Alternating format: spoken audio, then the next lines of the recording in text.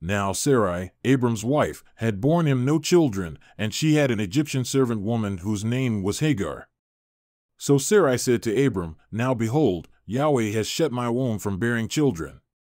Please go into my servant woman, perhaps I will obtain children through her.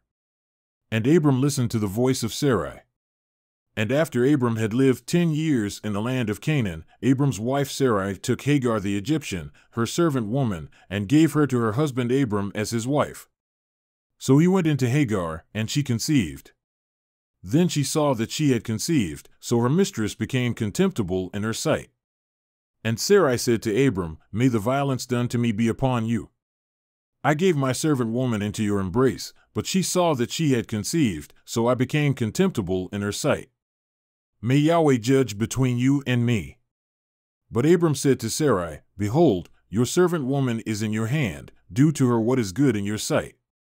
So Sarai afflicted her, and she fled from her presence. Now the angel of Yahweh found her by a spring of water in the wilderness, by the spring on the way to Shur. And he said, Hagar, Sarai's servant woman, where have you come from and where are you going? And she said, I am fleeing from the presence of my mistress Sarai. Then the angel of Yahweh said to her, Return to your mistress and humble yourself under her hands. Moreover, the angel of Yahweh said to her, I will greatly multiply your seed so that they will be too many to be counted.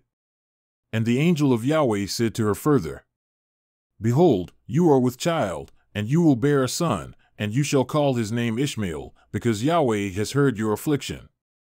And he will be a wild donkey of a man, his hand will be against everyone, and everyone's hand will be against him, and he will dwell in the face of all his brothers. Then she called the name of Yahweh who spoke to her, You are God who sees, for she said, Have I even remained alive here after seeing him? Therefore the well was called Beer-lahai-roi, behold, it is between Kadesh and Bered. So Hagar bore Abram a son, and Abram called the name of his son, whom Hagar bore, Ishmael. Now Abram was 86 years old when Hagar bore Ishmael to him.